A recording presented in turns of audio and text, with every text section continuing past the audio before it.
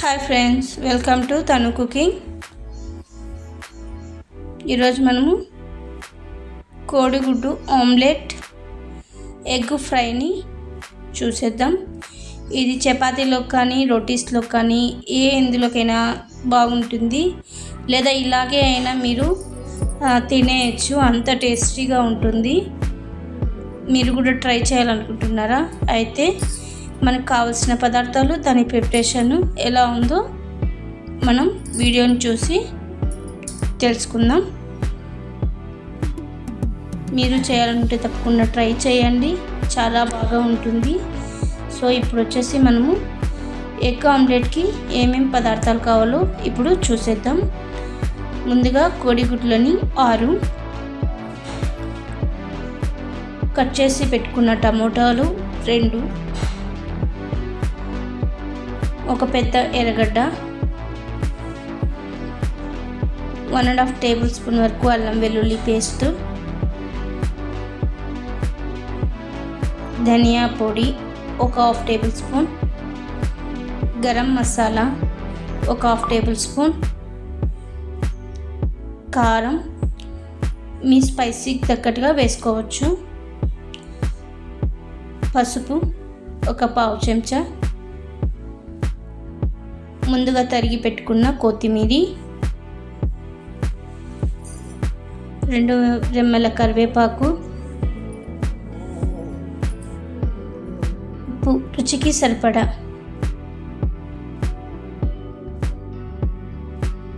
తయారు చేసుకునే విధానం చూసేద్దాం. ముందుగా ఒక గుంత లాగా ఉండే ఒక పెనాన్ని తీసేసుకొని ఒక 2-3 టేబుల్ స్పూన్ వరకు ఆయిల్ వేసేసుకొని, నేను వీడియోలో చూపిస్తున్న విధంగా ఎగ్గుని బ్రేక్ చేసి ఇలా ఆమ్లెట్ వేసేసుకోవాలి. ఒక పక్క బాగా కాలిన తర్వాత మరో వైపుకి తిప్పేసుకోవాలి.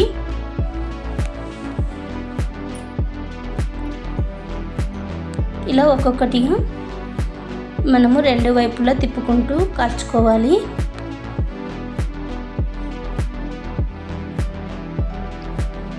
కొద్దిగా సాల్ట్ కూడా మనం ముందుగానే కొద్దిగా యాడ్ చేసేసుకోవాలి. మనం మరి ప్రిపేర్ చేసేటప్పుడు సాల్ట్ వేస్తాము. సో ఎగ్ తినేటప్పుడు మనకి కొంచెం సప్పగా అనిపించుకోండి, కొంచెంగా సాల్ట్ వేసుకుంటే మీకు కావాలనుకుంటే దానిపైన కొద్దిగా చిల్లీ పౌడర్, అలాగే బ్లాక్ పెప్పర్ పౌడర్ కూడా వేసుకోవచ్చు. సో నేనైతే ఏమీ వేయలేదు, సాల్ట్ ఒకటి వేసాను. ఇలా అన్నీ వేసేసుకొని ఒక్కొక్కటిగా నేనైతే ఇక్కడ 6 కోడిగుడ్లు తీసుకున్నాను. మీ చాయిస్ అది, మీకు ఎన్ని కావాలంటే అన్ని సేమ్ ఇలాగే వేసుకొని పక్కన పెట్టేసుకుందాం. ఇప్పుడు మరొక ప్యాన్ని పెట్టేసుకొని ఒక 2 టేబుల్ స్పూన్ల ఆయిల్ వేసుకొని, ఆయిల్ హీట్ అయిన తర్వాత ఆనియన్స్ అన్నిటిని వేసేసుకొని కొద్దిగా ఫ్రై చేసుకోవాలి. ఫస్ట్లోనే కరివేపాకు వేయకండి, ఎందుకంటే నూనె అంతా చిట్లుతుందనమాట. సో ఇట్లా ఆనియన్స్ వేసిన తర్వాత కరివేపాకు వేయండి, 2 రెమ్మలు. మనకి కరివేపాకు కూడా వేగిపోతుంది ఆనియన్స్తో పాటే. ఆనియన్స్ కొద్దిగా బాగా ఫ్రై అయిన తర్వాత, కొద్దిగా రంగు మారిన తర్వాత మనము ముందుగా తరిగి పెట్టుకున్నాం కదా టమోటాలని, వాటిని కూడా అందులోకి వేసేసుకుందాం.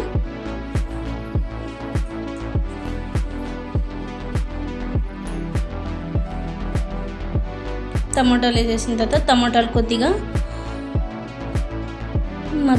మెత్తగా ఉడికేంత వరకు మగ్గించుకోవాలి. టమాటాలతో పాటేను 1.5 టేబుల్ స్పూన్ వరకు మనము అల్లం వెల్లుల్లి పేస్ట్ వేసేసుకొని, టమోటా ప్లస్ అల్లం వెల్లుల్లి పేస్ట్ పచ్చివాసన పోయేంత వరకు మనము బాగా ఫ్రై చేసుకుందాం. అట్లా కలిపేసుకొని మూత పెట్టేసుకుందాము. చూడండి, బాగా టమాటా అంతా బాగా మెత్తగా అయిపోయింది, అన్నీ బాగా మగ్గాయి కదా. చూడండి, అన్ని ఫ్లేవర్స్ అబ్జర్వ్ చేసుకునేసింది. ఇప్పుడు ఇందులోకి మసాలాస్ వేసేసుకుందాం. 1.5 టేబుల్ స్పూన్ వరకు నేనైతే కారం వేసేసాను. మీ స్పైసీ దగ్గరగా మీరు అడ్జస్ట్ చేసుకోవచ్చు. ఒక 1/2 చెంచా పసుపు, రుచికి సరిపడా సాల్ట్ వేసుకొని మరోసారి ఇట్లా కలిపేసుకుందాం.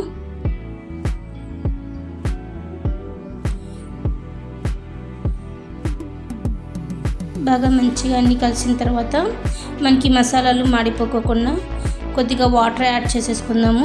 నేనైతే ఇక్కడ ఒక కాఫీ గ్లాస్లో ఒక 2 గ్లాసుల వాటర్ వేసేసుకున్నాను. అవి బాగా ఉడికిన తర్వాత ఇందులోకి ఒక 1/2 టేబుల్ స్పూన్ ధనియా పౌడర్ వేసేసి కలిపేసుకున్నాను. ఇప్పుడు ఇది బాగా ఉడికేంత వరకు ఒక 5 మినిట్స్ బాగా దగ్గరికి వచ్చేంత వరకు ఉడికించుకుందాం. మూత పెట్టేసేసి ఒక 5 మినిట్స్ చూడండి, బాగా ఉడికేసింది కదా, ఆయిల్ కూడా కొంచెం పైకి వచ్చేసింది. చివరిగా గరం మసాలా వేసేసుకుందాం. గరం మసాలా వేసేసుకొని మరోసారి ఇట్లా కలిపేసుకొని మొత్తం మిక్స్ అయ్యే వరకు కొద్దిగా కొత్తిమీర,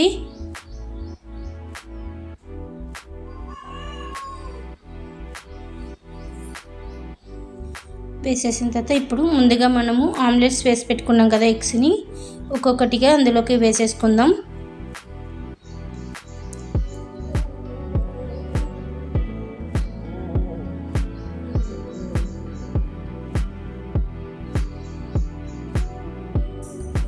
అవి విరిగిపోకోకుండా మనము కలిపేసుకోవాలి. మొత్తం మసాలా అంతా ఎగ్స్కి అది మొత్తం అబ్జర్వ్ చేసేసుకోవాలన్నమాట, ఎగ్స్ ఆమ్లెట్స్ అన్నీ.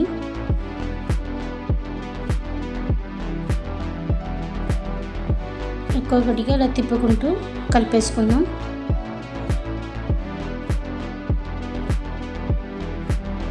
ఒక 5 నుంచి 10 నిమిషాలు, ఒక 5 మినిట్స్ అయితే చాలు. మొత్తం మనకి మూత పెట్టేసుకొని ఒక 5 మినిట్స్ ఉడికించుకున్నామంటే ఆమ్లెట్లు అనేసి మసాలాలన్నీ అబ్జర్వ్ చేసుకుంటుంది.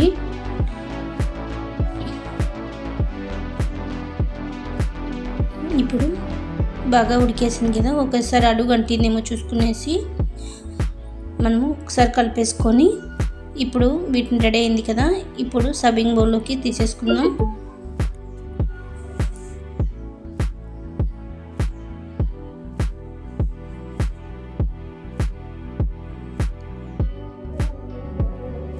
చపాతీలోకి అయితే చాలా టేస్టీగా ఉంటుంది. మేమైతే రైస్ చేసేసుకున్నాం, రైస్లో కూడా చాలా బాగుంది. అలాగే అయినా తినేయచ్చు అనమాట మనం ఆమ్లెట్ని, అంత టేస్టీగా ఉంది. నాకు తెలిసినంత వరకు మ్యాక్సిమం చపాతీలోకి కానీ రైస్లో కానీ ఎక్కువ తింటారు. ఎప్పుడూ చేసుకునేలాగా రొటీన్గా కాకుండా ఇలా కొత్తగా డిఫరెంట్గా ట్రై చేయండి. ఇంట్లో వాళ్ళు కూడా ఒక 2 ముద్దలు ఎక్కువే తింటారు, అంత టేస్టీగా ఉంటుంది. ఎప్పుడు ఎగ్ ఫ్రై, ఎగ్ రైస్ అలా కాకోకుండా ఇలా కూడా ట్రై చేయండి, చాలా టేస్టీగా ఉంటుంది.